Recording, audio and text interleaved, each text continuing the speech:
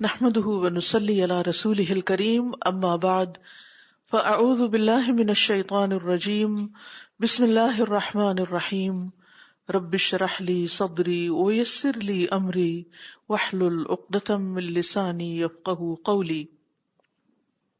اللہ سبحانہ وتعالی نے ہم سب کو پیدا کیا ہے، اسی کی طرف سے ہم آئے ہیں اور اسی کی طرف ہمیں واپس جانا ہے۔ ہم ہر حال میں اس کی طرف پلٹائے جائیں گے، لوٹائے جائیں گے۔ وہ واپسی ہماری جسم اور روح کے ساتھ ہوگی اور ہمارے اعمال ہمارے ساتھ ہوں گے، اچھے یا برے۔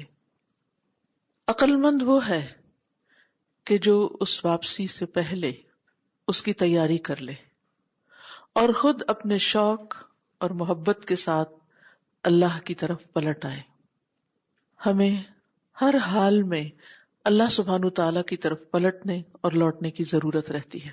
اے کوتاہی کرنے والے، اے کمی کرنے والے، یعنی اللہ کے حق میں تم کب توبہ کرو گے؟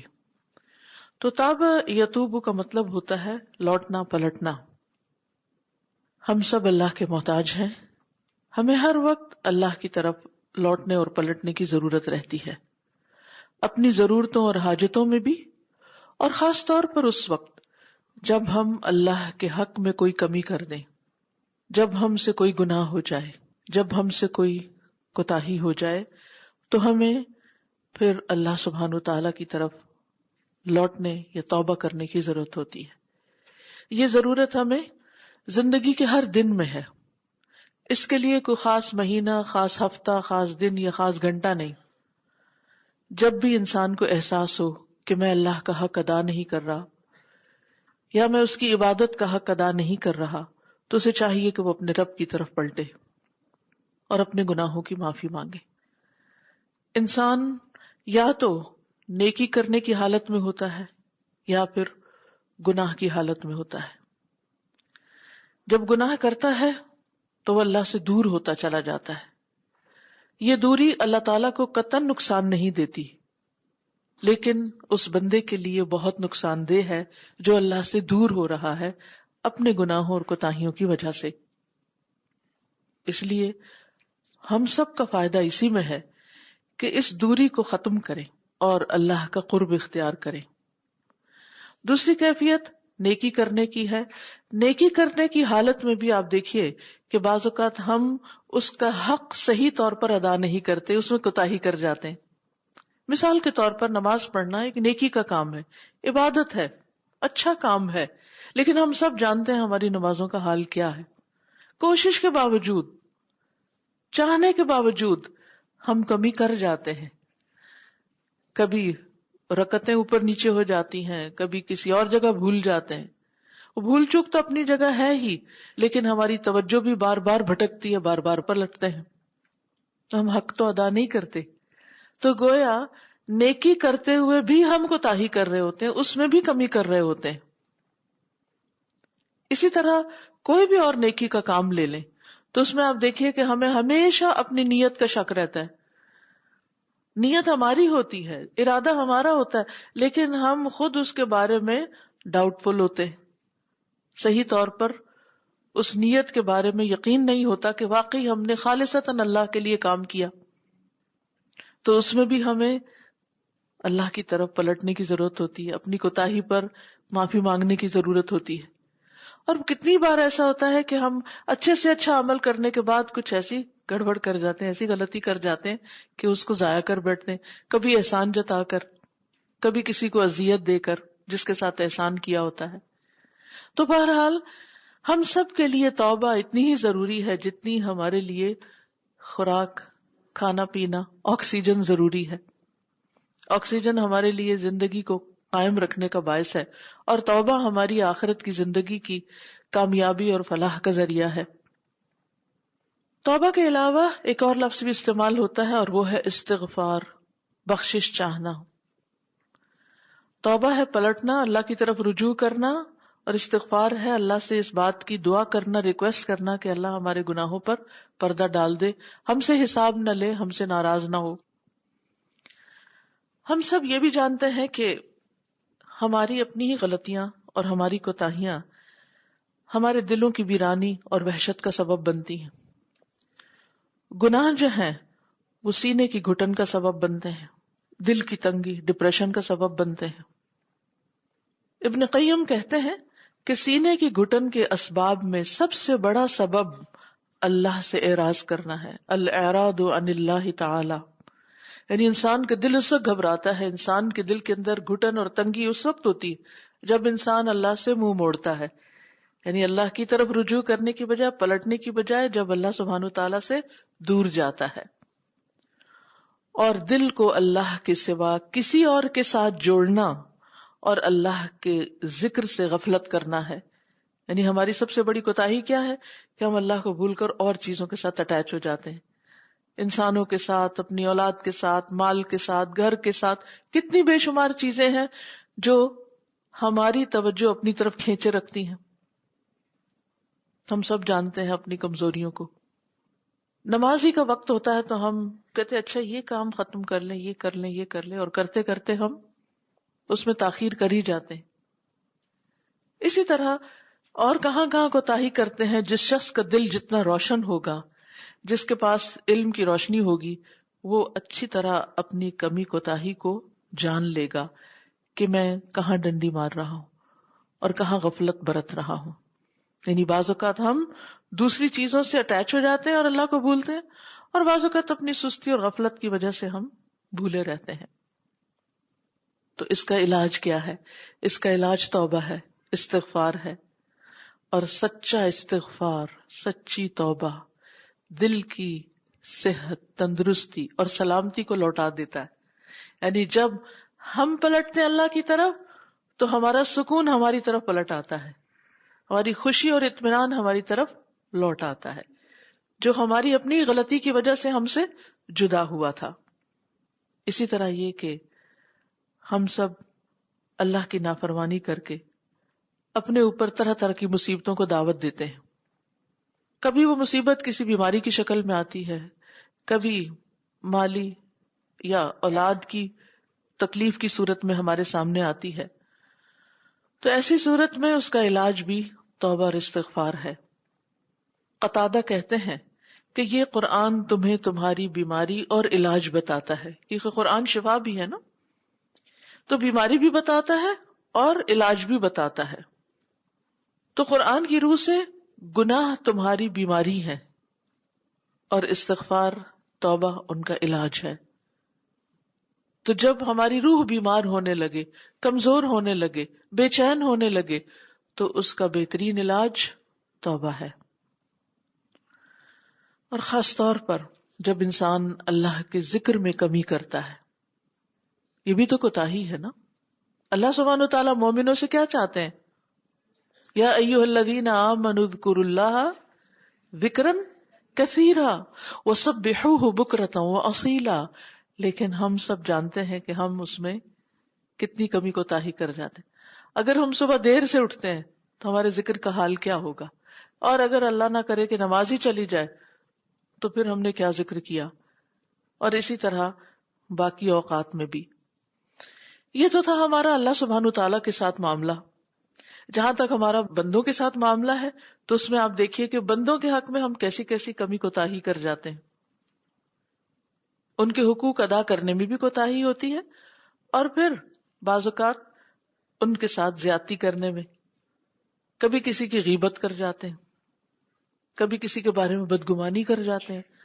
اور اس سے تو شاید ہی کوئی شخص بچا ہوا ہو کہ وہ دوسرے کے بارے میں کچھ نہ کچھ ایسی بات نہ سوچ لے کہ جو حقیقت نہیں، جس میں کوئی سچائی نہیں. تو پھر اس کا کیا علاج ہو؟ اس میں بندوں کے ساتھ معافی مانگنے کے ساتھ ساتھ اللہ سبحانہ تعالیٰ سے بھی معافی مانگنی چاہیے، توبہ کرنی چاہیے، اللہ کی طرف لوٹنا چاہیے. تو اس غیبت کا کفارہ جو ہے وہ توبہ میں ہی ہے کہ انسان اپنے گناہ کو چھوڑے، اللہ کی طرف پلٹے اور معافی مانگے، اپنے لیے بھی اور اس شخص کے لیے بھی جس کی آپ نے غیبت کی. کیونکہ بعض اوقات ہم میں یہ حوصلہ تو نہیں ہوتا کہ اس کو جا کے کہیں کہ میں نے تمہاری غیبت کی تو مجھے معاف کر دو، اس سے تو اور بھی فساد اٹھنے کا ڈر ہے. تو اس کا حل کیا ہے پھر؟ کہ اس کے لیے بھی اللہ سے معافی مانگی جائے کہ اللہ میں نے جس مومن مسلم کے حق میں کوئی کمی کوتاہی کی، اے اللہ تو اس کو معاف کر دے. اور پھر ہم جانتے ہیں کہ جب انسان توبہ استغفار کرتا ہے تو اللہ کے عذاب سے بھی بچتا ہے، دنیا اور آخرت کی سزا سے بچتا ہے، کیونکہ نبی صلی اللہ علیہ وسلم نے فرمایا انسان جب تک اللہ تعالی سے استغفار کرتا ہے اس وقت تک اللہ کے عذاب سے محفوظ رہتا ہے. سبحان اللہ. یعنی اگر ہم توبہ کرتے رہیں گے، استغفار کرتے رہیں گے تو سزا سے بچے رہیں گے، لیکن اس کی توفیق بھی تو اللہ ہی دیتا ہے. اللہ سبحانہ وتعالیٰ سے اس کی توفیق مانگنی چاہیے. اور آج ہم جو یہاں بیٹھے ہیں تو یہ بھی اللہ ہی کی توفیق سے، ورنہ شاید ہمارے ارادے تو ڈاواڈول تھے. تو بہرحال یہ سب کچھ اللہ کی توفیق ہی سے ہوتا ہے.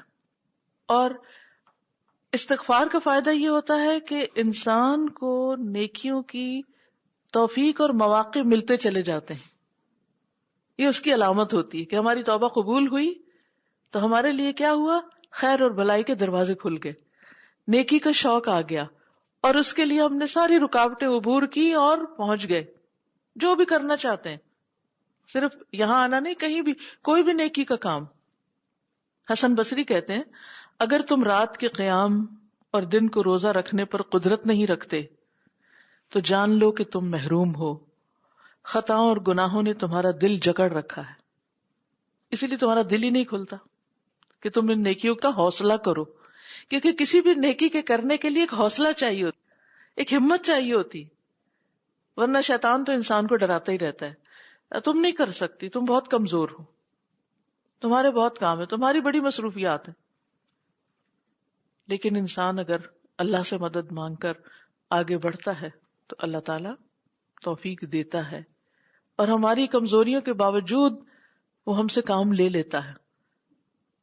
ہم میں سے کون کتنا طاقتور ہے؟ ہمارے اپنے اندر تو کچھ نہیں. ہم کچھ بھی کرنے کے اگر قابل ہوتے ہیں تو اللہ ہی کی توفیق سے ہوتے ہیں. اور یہ استغفار کے فوائد میں سے ایک بہت بڑا فائدہ ہے کہ نیکی کے کاموں کی توفیق ہوتی جاتی ہے، اور گناہ انسان کو جکڑ کر بٹھا دیتے ہیں. سارے وسائل ہوتے ہوئے، اچھی سے اچھی گاڑی ہوتے ہوئے، اچھے سے اچھے آرام دہ بستر ہوتے ہوئے، نہ ہماری تھکاوٹ اترتی ہے، نہ ہم نیکی کے کاموں کے لیے نکل پاتے ہیں، اور نہ ہی ہم وہ کر پاتے ہیں جو ہم کبھی کرنا بھی چاہتے ہیں، جو ہماری تمنا اور آرزو ہے. کبھی سوچا کہ کیا چیز رکاوٹ بنی ہوئی، کس چیز نے میرے راستے باندھے ہوئے ہیں؟ یہ ہماری اپنی غلطیاں اور کوتاہیاں ہوتی ہیں جن کو ہم ماننے کو تیار نہیں ہوتے. لیکن اگر ہم سچے دل سے استغفار کریں تو یہ سارے بندھن کٹ جاتے ہیں، ٹوٹ جاتے ہیں، اور انسان اپنی منزل تک پہنچ جاتا ہے. تو استغفار جو ہے یہ اللہ کی رحمت پانے کا ذریعہ بھی ہے. لولا تستغفرون اللہ لعلکم ترحمون. تم اللہ سے استغفار کیوں نہیں کرتے تاکہ تم پر رحم کیا جائے، یعنی اس سے اللہ کی رحمتیں آتی ہیں، بخشش آتی ہے. فقلت استغفروا ربکم انہ کان غفارا. اور کہا کہ اپنے رب سے بخشش مانگو، بلا شبہ وہ بہت معاف کرنے والا ہے، بخش دے گا تمہیں.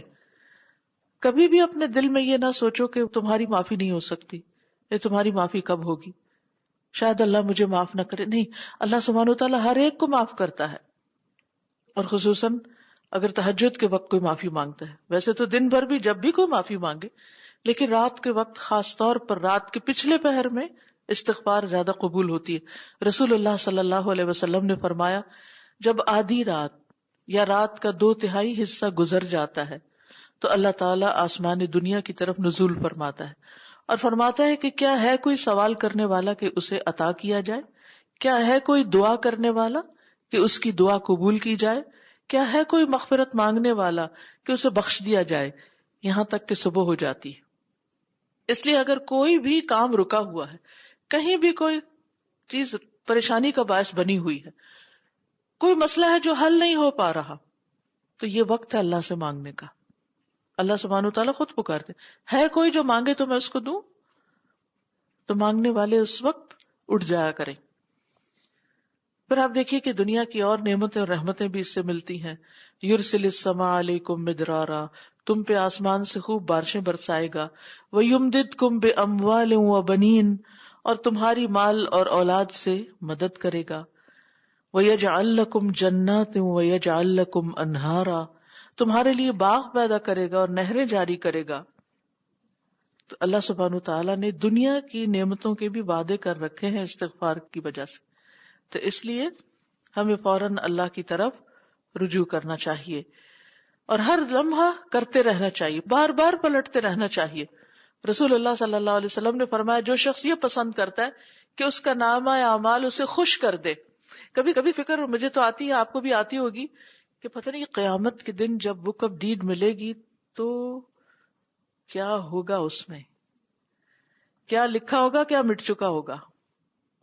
کچھ چیزیں ایسی ہیں جو ہم کرتے جاتے ہیں اور ہمیں احساس ہی نہیں، اور وہ وہاں ایک ایک چیز لکھی جا رہی.